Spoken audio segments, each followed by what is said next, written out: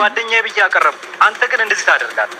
በጣም አዝኜብሃለሁ። እሺ እዚህ እድሜን ሳላስቆጥር ቀጥ ብለህ ሄደህ ቦርሷን መልስላት። መርማሪ እሱ ምንም አላደረገም። እሱ ነው ተው። እሱ ምንም አላደረገም። ጉድ!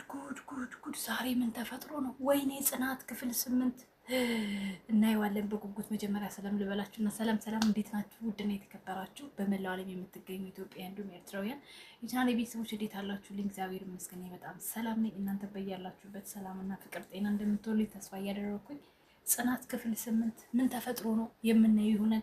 ከፊት ላይ በጣም አስፈሪ አስጨናቂ ነገሮች አሉት። ያው ጽናት ደግሞ በነገራችን በጣም እያስደመመን ነው። ፍጻሜውና ጅማሬውን ስናይ እየደነገጥን መሀል ላይ እየተደሰትን እንገኛለን። እንግዲህ የሚፈጠረውን እናያለን። በባለፈው ክፍል ልጁም ጓደኛውን በጩቤ ወቅቶት ነበር የሄደው።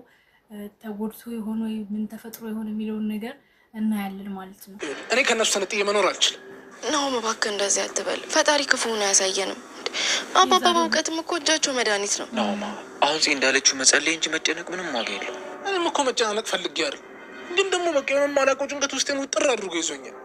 በቃ እሺ፣ ምንም ነገር ቢመጣ ኃላፊነቱን እንወስዳለን። አባባ ምን ተፈጠረ? ደህና ነው? ንገሩኝ እስኪ ምን ተባለ? ተረጋጉ ልጆቼ። ቁስሉ ጥልቅ ቢሆንም ወሳኝ ቦታ አላረፈም። አሁን ጥቂት ረፍት ያስፈልገዋል። የሚያሰጋ ነገርም የለም። ተመስገን አምላኬ። ከዚህ ጭንቀት ስለወጣህን እናመሰግናለን። አባባ በጣም እናመሰግናለን። አመሰግናለሁ አጎቴ። ናማ በቃ አሁን እንረጋጋ። በቃ እሺ አረፍ በሉ እንረጋጋ። አሁን ገና ነው ስላችሁ ልጁ አልተጎዳም ማለት አይደለም። ገና ማገገም አለበት። እሺ የሚያስፈልገውን ምግብ በሙሉ እንሰራለታለን። አይ ለዛሬ እንኳን ብዙ ባይመገብ ጥሩ። ባይሆን ከነገ በኋላ አስቢበት። አጎቴ አንተ ባትኖር ምን እንደሚውጠኝ አላውቅም ነበር። እናንተም ብትሆኑ ያደረጋችሁት ነገር ምንም ልክ አይደለም። ይገባኛል አጎቴ፣ ልክ አይደለሁም፣ ግን ደግሞ ምንም ግን የሚባል ነገር የለም። ምንም ይሁን ምን ያደረጋችሁት ነገር ስህተት ነው። ወይኔ አዲስ አበባ ሲያምር! አይ ወደ እነ ኒና ከመሸጋገሬ በፊት ስለነ ኬራ ትንሽ ነገር ልበል። ኬራና ናሆም እንግዲህ በጣም ግልፍተኛ፣ በጣም አንድ አይነት ናቸው። በቃ ባልና ሚስት ከአንድ ባር ይቀዳል ሲባል ነበር የምሰማው። ነገር ግን ጓደኛሞችም ከአንድ ባር እንደሚቀዱ እያየን ነው። ሁለቱም ዝም ብሎ ነው በንዴት ነው የሚያደርጉት፣ በግፊት ነው። በቃ መረጋጋት የሚባል ነገር የለም። ውሳኔያቸው በሙሉ አባባ አንድ አፍታ ከፊታቸው ባይኖሩ ስንት ስህተት ሰሩ ይኸው እዚህ ጋር ማለት ነው። እና በጣም ይጨንቃል። እስቲ እዚህ ጋር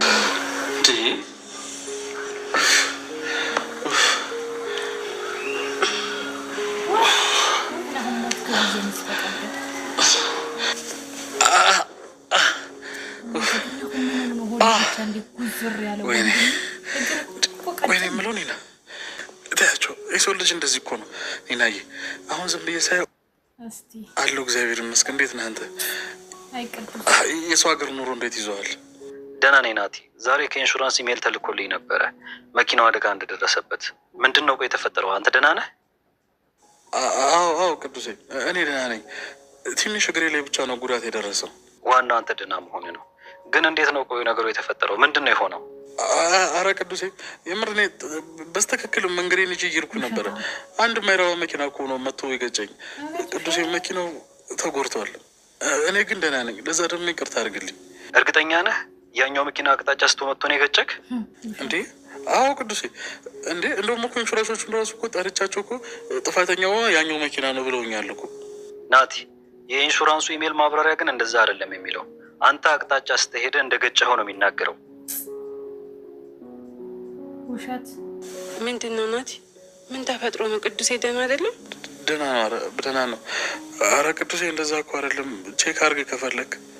ናቲ እያናገርኩ እኮ ነው፣ መልስልኝ። አረ ቅዱሴ እንደዛ እኮ አይደለም። በቃ እኔ የምር እሱ ነው፣ በቃ እኔ ጥፋተኛው እሱ ነው። እኔ ምንም የሚያደርኩት ነገር የለም ነው። ለመኖር የማይጓጓ ማን አለ ኪራይ? ግን ደግሞ የሚኖርለት ምክንያት እንዳገኘ ሰው ለመኖር የሚጓጓ ሰው የለም። እሺ በቃ አሁን ተረጋጋ። ሳምሶንም ደህና ነው አይደል እንዴ? በቃ ተረጋጋ እባክህ።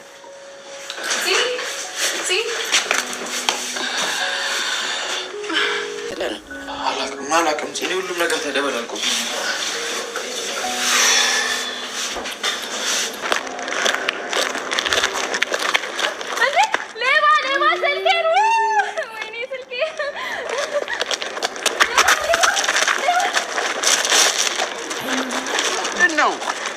እዚህ እድሜን ሳላስቆጥር ቀጥ ብለህ ሄደህ ቦርሷን መልስላት።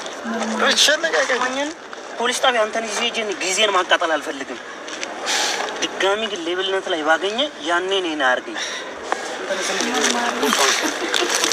ድጋሚ ግን ሌብልነት ላይ ባገኘ እኔን አያርገኝ ወይም የዋጋን ይከፍላል።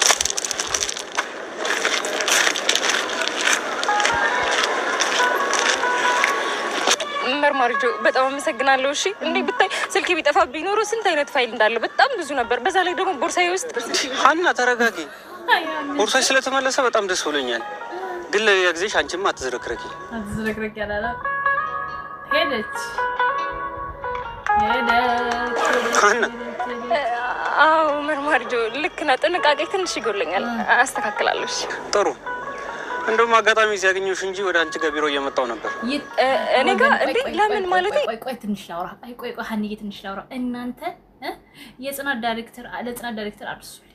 ሁለቱን አጣምርልን። በቃ ገና ሳታወራ ማለት ነው ስትፈዝ ስታየው እንዲጣመሩ ፈልጌ ነበር። በቃ ተናግሬያለሁ። እኔ ሳምሪ ተናግሬያለሁ። ስለዚህ አድርሱልኝና ሁለቱ ይጣመሩልኝ። መርማሪና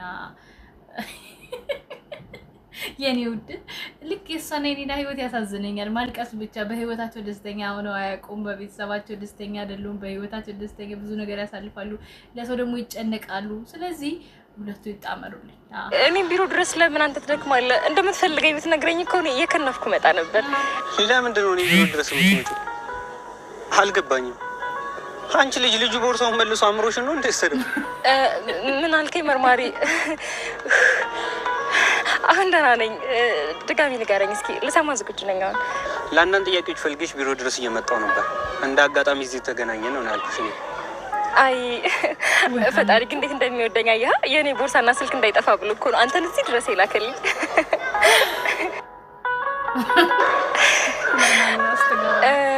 እሺ እመጣለሁ መርማሪ። ግን እዛ ቢሮ ስመጣ ማለት ነው ጨለማ ክፍል ስለሆነ በጣም ነው የሚጨንቀኝ። በቃ ምላሴ ሁሉ ነው የሚተሳሰረው። እኔ የምልህ እኔ ቢሮ መሆን አይችልም? መምጣታችን ወይዘሪታና አታስቸግሪ። እኔ ብዙ ስራ አለብኝ። በየቀኑ እኮ ላንቺ አሰራራችንን መንገር ያለብን አይመስለኝም። እሺ በቃ ይቅርታ፣ ሁለተኛ አይለመደኝም። ከተረዳሽኝ መልካም። ደህና ዋይ መርማሪ ጆ። አይ ምንም በቃ በጣም አመሰግናለሁ። እሺ ለቦርሳው ደህና ዋል።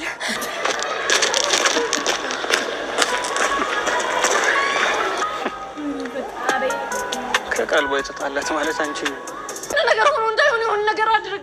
ቤቲ ተረጋጊ። በቃ ደህና ነው አልኩሽ እኮ አይደል? ይኸውልሽ ከዚህ በኋላ ተጋደሉ ማለት እንዴ ቤቲ ምንድን ነው ያደረጋችሁት? አሁኑኑ ፍቱኝ ብያለሁ። አማን ተረጋጋ እባክህን፣ ትንሽ ተረጋጋ። እኛ እኮ ትረጋጋለህ ብለን ነው እንደዚህ አድርገን ያስቀመጥን። አንተ ግን በእነዚህ በትንሽ ቀናቶች ውስጥ ማሰቢያ ሁላ ተደፍኗል። እኛን ሁላ እኮ ሌላ ጣጣ ነበር እዚህ ጋር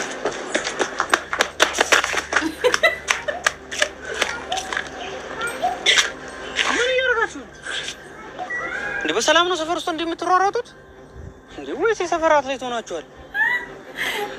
አረ ምንም አላደረግንም መርማሪ። ያው ከባለቤቲ ከቤቲ ጋር እኮ ስፖርት እየሰራን ስለነበር ምንም የተለየ ነገር አላደረግንም።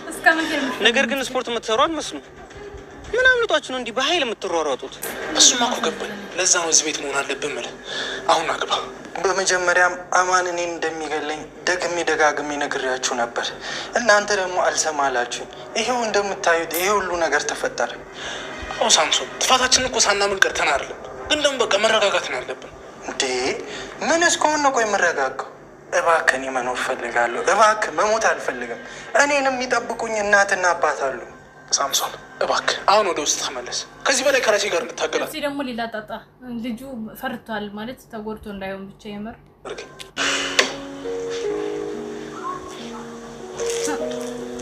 ብላ ይገባ ነገር አለ።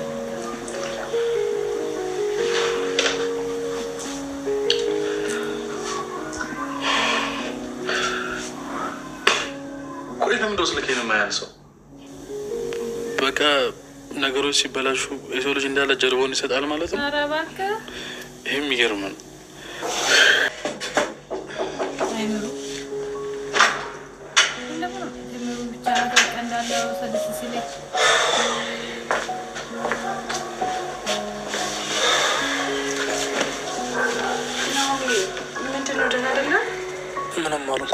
ስለደከመኝ ነው። ግን እኮ ፊትህ በደንብ ያስታውቃል። እየደከም አይደለም። ቆይ ምን ተፈጥሮ ነው? ምንም አይደለም ምሩ፣ ስራ ትንሽ ስለበዛብኝ ነው በቃ የደከመኝ። ሌላ ምንም የተለየ ነገር የለም። አማን ሳምሶንን ወቅቱ ተሰወረብን። ምን? ቆይ እንዴት ማለቴ? ለምን ጓደኛው አልነበረም እንዴ? አዎ ምሩ፣ እኛ የሚጎዳዋል ብለን አላሰብንም ነበር፣ ግን ይሄ ተረገመ አደረገው።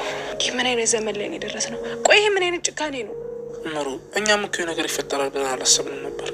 በእኛ ቤት ነገር መሸከም ሳልችቶኛል። ይኸውልሽ ያንቺን ድንቁርናና ክደት መሸከም ሳልችቶኛል። ትዕግስት ያልቋል። በቃ ቤቲ ሰማኛለህ? እኔም መሳደብህንና አንተ ነገሮችን ወደ ፈለክበት አቅጣጫ መቀየርን ከዚህ በኋላ አቁምልኝ። አንቺ ማለት በቃ ይኸው የጭቅጭቅ ንግስት ማለት ነሽ። ሲጀመር አንተ ፈሪ ነህ። እሺ ፈሪ ነህ። ይሄን እንዳረሳ አንተ ፈሪ ነህ። እሺ ሁልጊዜ ጥፋቶችን ወደ እኔ ማላካክ ብቻ ነው የምታውቀው። አንተ ሌላ የምታውቀው ምንም አይነት ነገር የለም። አሁን ትዕግስት ይኸውልሽ አልቋልሽ። አሁን ቀጥ ብለሽ ከዚህ ውጭ አይደል? አንተ ነህ እኔን ከዚህ ቤት ውጭ ያልከኝ። አንተ ነህ ሂጂ ያልከኝ። ስማ እኔ ከአንተ ጋር በአጋጣሚ ስለተጋባው ብቻ ከማንም ወንድ ጋር የምጋደም ነኝ መሆን አድርገህ ነው የምታስበኝ? አትሰሚም እንዴ? ሂጂ አልኩሽ እኮ። አልሄድም።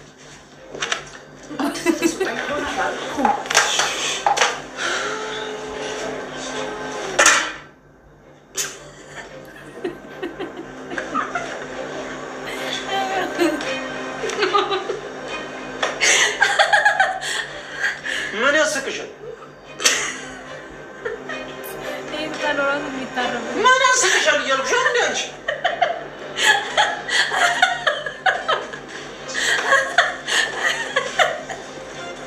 ጭራሽ የጨጓራ ያልበቃ ብሎሽ ወደ እግር ይመጣሻል።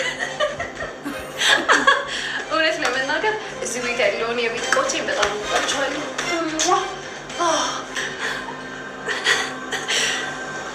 በማን እንደሚበስ ይሻሉ እኮ አንቺ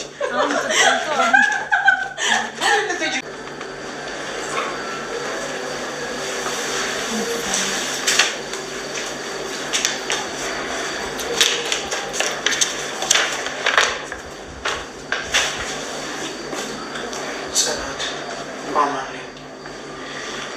የምነግርሽ ሚስጥር አለ። እናንተ ሰፈር ያለው ቅያስ ጋር ጠብቅሻለሁ። ምን አስቡ ነው? መቼም ከናሁን ጋር የተኝ እሷ አታውቅም ብሎ ያስብም አይደል? ስለኔ ልነግራት ነው። እውነትሽን እኮ ነው ሀኒዬ። በባዶ እነሱን ማየት አሳፋሪ ነው አይደል? አዲስ ሙሽራ አይደሉ? አታስቡ። ማንም የእናንተ ስጦታ ፈልጎ የተጋባ የለም። እሺ ጥሩ አድገሃል። ልብ ገዝተሃል ማለት ነው። አዎ አሁንማ ባለ ትዳር ሆኗል እኮ። ቤቱን የሚያስተዳድረው እሱ ነው።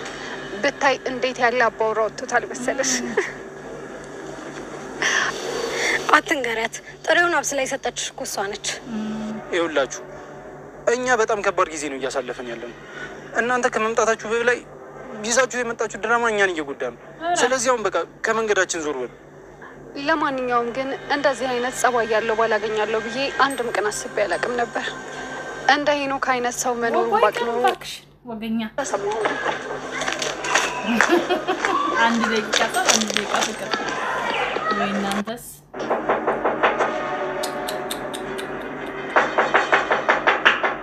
ማነው? ቅጀት ምሩ ምንድን ነው ናሆሜ? ወሰዱኝ። አንቺና ልጅ ወደቃችሁ። ልጅስ አለሽ? ናሆሜ ምን ተፈጥሮ ነው? ቆይ ምሩ፣ እኔ ሰላም ነው የምፈልገው። አንቺና ልጅ ምንም እንድትሆንብኝ አልፈልግም። አይዞህ ናሆሜ፣ ህልም እኮ ነው። በቃ ተረጋጋ። እኔ ሰላም ነው የምፈልገው። ሰላም ነው የምፈልገው።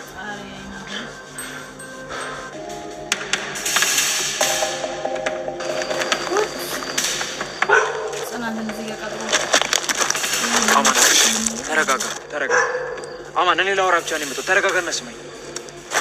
አማን ተረጋጋና ስማኝ እያልኩ አትሽሽ እያልኩ ነው። አማን እኔ ልጸበር ለማውራት ብቻ ነው የመጣሁት። ከአንተ ጋር አላወራም። ማውራት ካለብኝም ከባለቤት ጋር አወራለሁ። ከባለቤቴ ጋር ምንም የምታወራው ነገር የለም። ለእኔ ንገረኝ። ለአንተ እውነቱን ነገር የሆነ ነገር ብታደርገኝስ? አማን ምንም አላደረገም፣ ንገረኝ። እሺ ልቀቅኝና እነግርሃለሁ።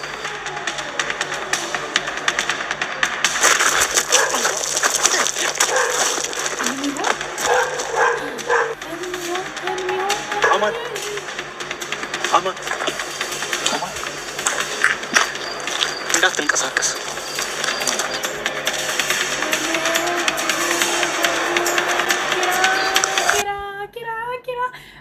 ህልም ነው በሉኝ ጋይስ፣ ህልም ነው በሉኝ። ወይኔ ኧረ እንደው እናንተ ጽናቶች ግን ልባችን ቀጥል ታረጉት። አሁን ነገ ደግሞ ህልም ነው ብላችሁ ትመጣላችሁ። እንደው ምን ጉድ ነው እንደው ኪራ መቼም አሁን በድጋሚ ሌላ ክስ ከመጣበት በጣም ነው የማዝነው። ወይ ላይክ ሼር ሰብስክራይብ አትርሱ። በክፍል 9 እንገናኛለን። ወዳችኋለሁ። መልካም ጊዜ። ቻው ኪራ፣ በሰላም እንገናኝ። ባይ